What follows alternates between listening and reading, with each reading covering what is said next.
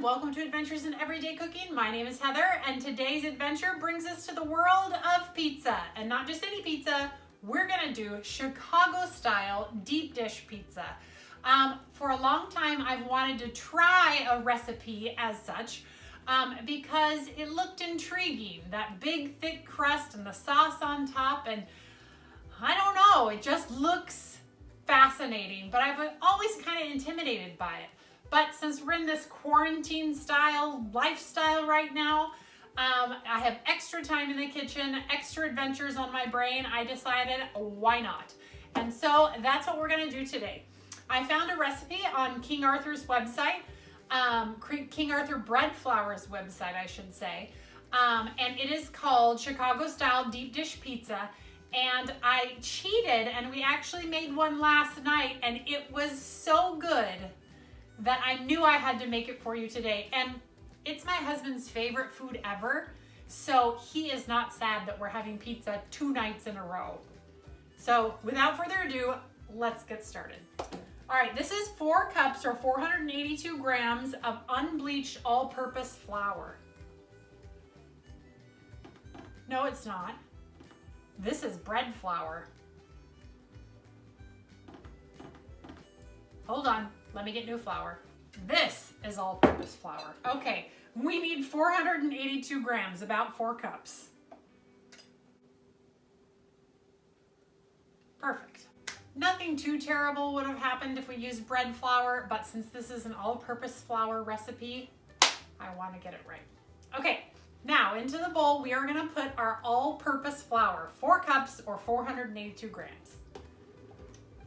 And to the mixing bowl, we are going to add 3 tablespoons or 35 grams of cornmeal, 1 3/4 teaspoons of salt, 2 3/4 teaspoons of yeast, and we're going to go ahead and start the mixer. And I just want to kind of mix it around for a moment before I pour in all of the other things. And that is 2 tablespoons or 25 grams of olive oil, and I'm going to go ahead and pour that in. 4 tablespoons or 57 grams of melted butter.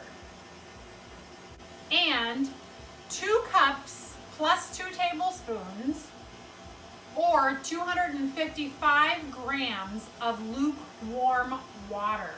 And you want to make sure that this is about 110 degrees. And if your flour gets stuck on the side like mine seems to have, go ahead and scrape that down. All right, now we're gonna let this mix for about 7 minutes or until a really nice smooth dough forms. If you think that it's stressing your machine too much, go ahead and turn off your machine, take it out, and then work it on the counter until you can get a nice stretchy dough that doesn't pull apart in ribbons. It doesn't need to break. It needs to like be smooth and supple. So, and you'll see the dough start changing quite rapidly every minute or even every 30 seconds. It'll go from one stage to the next stage to the next stage until you will have a nice, beautiful dough. And while that's mixing, I will go ahead and get everything else ready. So here we have a mixing bowl with oil inside of it. That's where I'm going to let my dough proof. I have some sliced mozzarella cheese. Like I mentioned, we sliced it up last night, so it would be ready for us today. We have sausage. We have some marinara. Ooh, okay. So look over here. Our dough is looking very, very wet. So what we're going to do is we're going to go ahead and stop it. And I'm just going to put some of my flour down. And we're just going to knead some flour into it. Because it looks to me, and 100% is true, that it is too wet.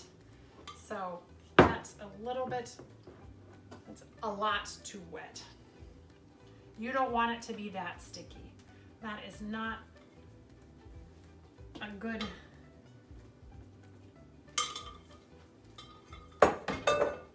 So we'll just work a little bit of this flour in and immediately we'll feel it. Oh yeah, much better.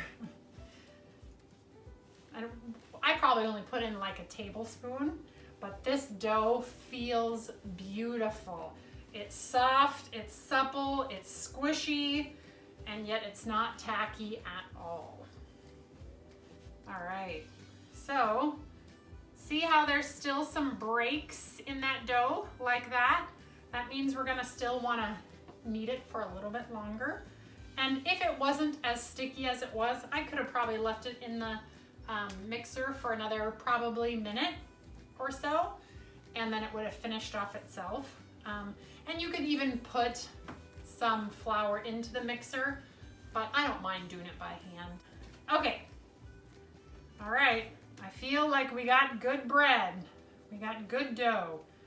We got some good squishy dough. All right, so we're gonna take our bowl and I'm gonna pop it in there and I'm gonna move it around like this because I don't wanna get my hands full of oil, but I want to make sure that the oil is on all the sides because it's going to rise to about the size of this bowl. And now we are gonna cover it and let it rise for 60 minutes. But because I knew that I was going to record, I already have some ready. So here we have the one that has been rising for 60 minutes. And as you can see, it is about double that size. This one's not quite double in size yet, so I may let that still rise a little bit. All right, I gave this about another 20 minutes and it looks so much better. So this is the first dough that you didn't see me put together. The second one is over there on the counter and it's going really well. So this is what we're going to do. So I have my springform pans here, and this recipe makes 2 small or 1 large. Since I don't know exactly what large is for this recipe, I'm gonna go ahead and use these 2 as smalls. So first thing we're gonna do is we're gonna wanna turn out our dough, like so. And then I'm just going to cut it right in half. And then we'll just take the bigger half for the bigger one and the smaller half for the smaller one. All right, we are going to oil up our springform pans, and you want to oil the sides and the bottom. Sorry about that noise in the background. That's actually my deluxe air fryer going right now because I realized I'm making 4 pizzas and this was not enough roasted vegetables for 4 pizzas. So I went ahead and stuck some more vegetables in my basket and turned on the rotisserie function. So it will actually, the onions and the peppers are in there with a little olive oil and they're turning as they're roasting. Oh, they're so good. I'll show it to you whenever we're done, but they're amazing. Okay, so we're gonna oil it all up. I'm gonna go ahead and oil my other one while I'm at it. Okay, let's squish it in. I'm gonna put it right in, and then I'm just gonna push it into the circle shape. All right, and then I'll just push it up the sides as I go around.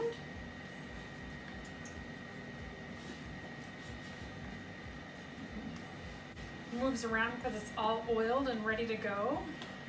But I'll just keep on pushing it and coaxing it into its shape.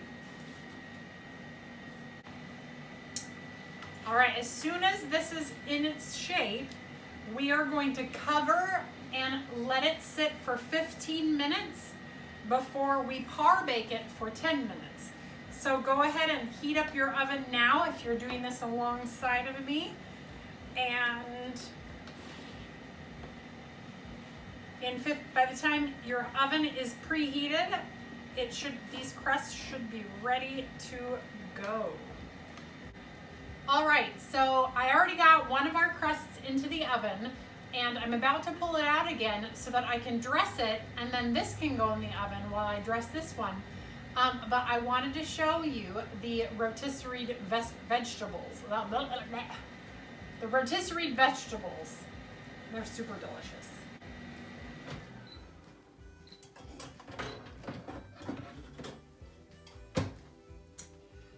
this is the basket that comes with the Pampered Chef air fryer. And you can put French fries or other things that are small and need to be rotated as they cook. But I use it for veggies and I absolutely love it. So here is the little clip here, and then I'll dump out the veggies for you to see. Look at those delicious roasted veggies. And it was zero work for me. The only work that I did for these veggies was cut them up and put some olive oil. Oh, they're so good. And this works great for air fried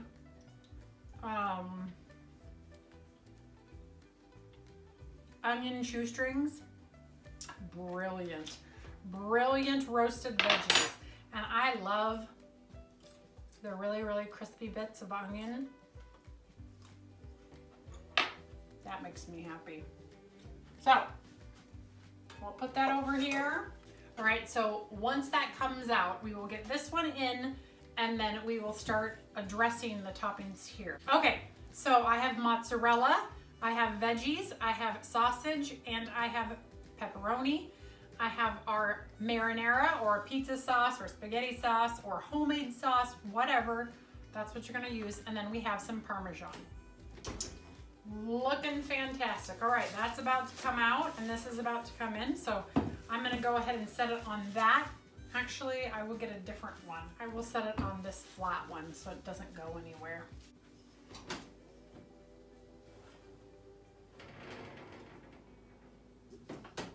All right, so here we have our first crust. It's just started to brown around the edges.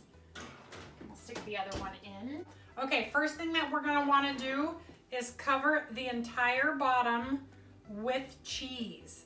And don't be stingy with your cheese, is what I read.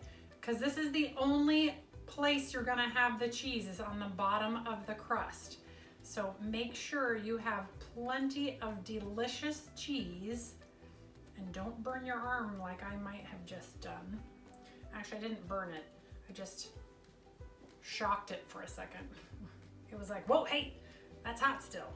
That's right, it just came out of the oven. And I'm just gonna make sure that I can't see any crust in the bottom and nothing is thin because we want every piece to have plenty of cheese. Looks great. And now we will put our veggies. So these are the fire roasted veggies that I did last night. The ones I did today are right over there. And I'll put those on the other. I have 4 pizzas to make today. So, but you're only gonna see me make 1.5 of them, maybe? Whatever we have time for. I'm trying really hard to stop talking so much and just making sure that you get what you came here to get. And that's good recipes and good preparation tips and tricks and all that good stuff. But I do like to talk. And I don't want to say that's a flaw, but sometimes it's a flaw. All right, so let's get some of our already cooked meat. Okay, so I saw several videos of people putting raw meat in the bottoms of their pies. I'm just gonna jump right out there and say that is not a good idea, because putting raw meat in the bottom of a pie, you will not know if that meat gets cooked or not. And you could cut into it and totally your pie would be ruined. So even if you just half bake your meat, bake your meat. It will just ensure that you're not gonna eat raw salmonella pizza. Like I saw one guy who's like putting raw chicken on their pizza and I couldn't. No, just don't do it. I just can't fathom it. Okay, and now we're gonna put some pepperoni. So I'm just gonna go ahead and slice up my pepperoni with my scissors here. All right, now we are going to put the marinara or the tomato sauce or the pizza sauce, whatever you want to call it, on the top. And we want it to be kind of a thick layer. We're gonna probably use half of this marinara right here, maybe even the full thing. I'm not certain, but you don't want it to be thin.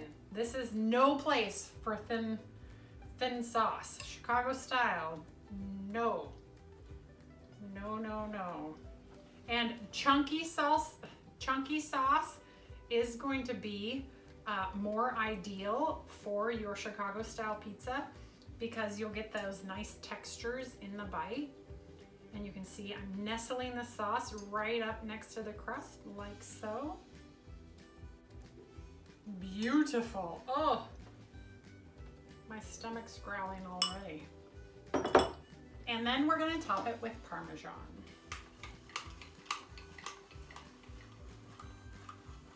All right. And into the oven for 25 minutes it's going to go. So I'm gonna pop it in right next to the other one and start another timer. Here we go. Okay, we're back and both of them are out of the oven and they've been cooling for a little over 15 minutes. But let's take them out and see what we have.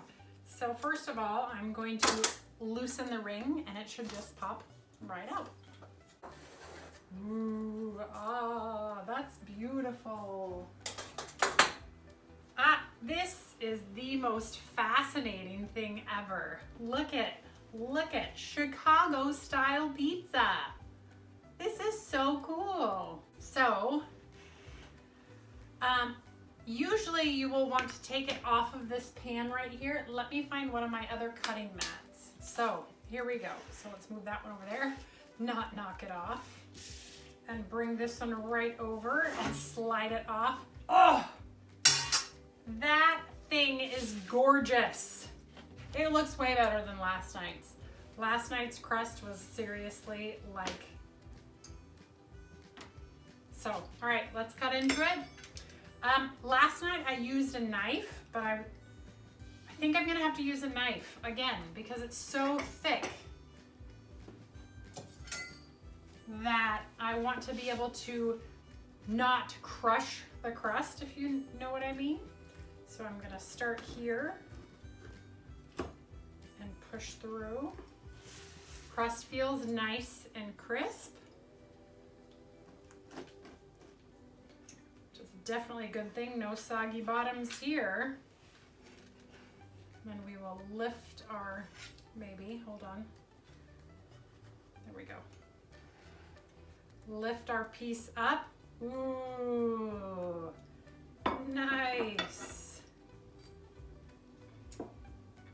Check it out. Let's see if we can get a little closer so that you can see an up close picture of that beautiful slice. Kind of thick here, but looks really good there. I probably could have pushed it up a little further, but this looks amazing. And check out the cross section in there. Oh, delicious. And I know it's gonna taste good because this is the same stuff I used last night's pizza, but last night's pizza had a bigger crust. So here we go. Oh, we should have checked for soggy bottom. Hold on. Look at that. No soggy bottom. Okay, pizza time.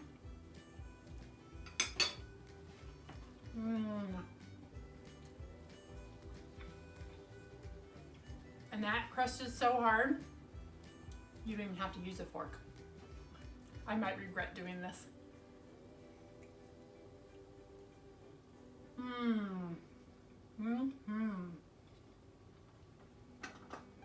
need a napkin.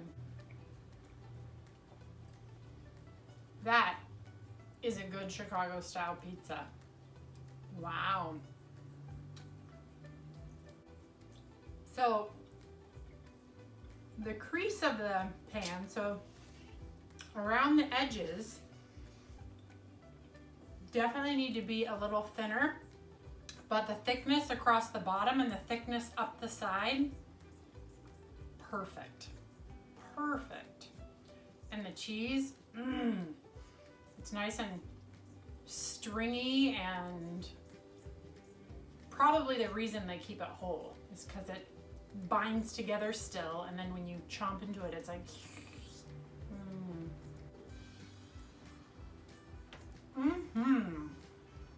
That is a good deep dish Chicago style pizza. So good, I'm talking with my mouth full.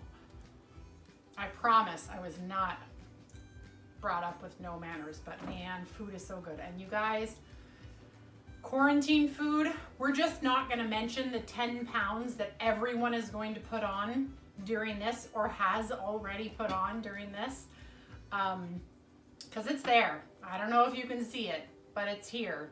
And I don't really care. I'm not mad. I'm enjoying my pizza. All right. Well, I'll wait to eat the rest of that. So in the oven right now, I have 2 more pizzas that are just deep dish, not Chicago style. It's actually a Sicilian provolone pesto pizza. So I'll show you that before we go. Oh my goodness, look at that. First one is out.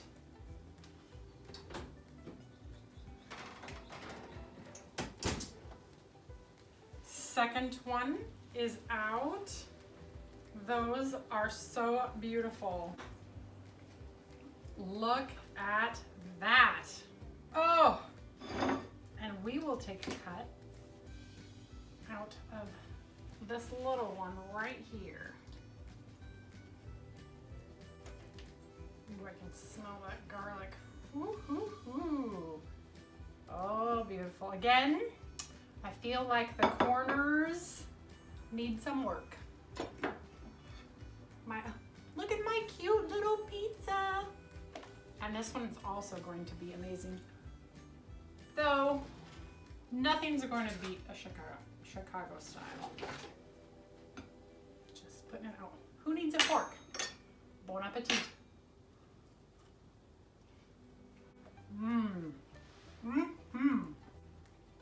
That is amazing, and it's a whole different level of amazing. So this is amazing as far as a Sicilian deep dish pizza goes.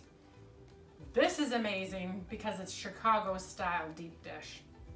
All right, that's all I got for you. If you enjoyed this video, please give it a like, share it with your friends, and consider subscribing to my channel.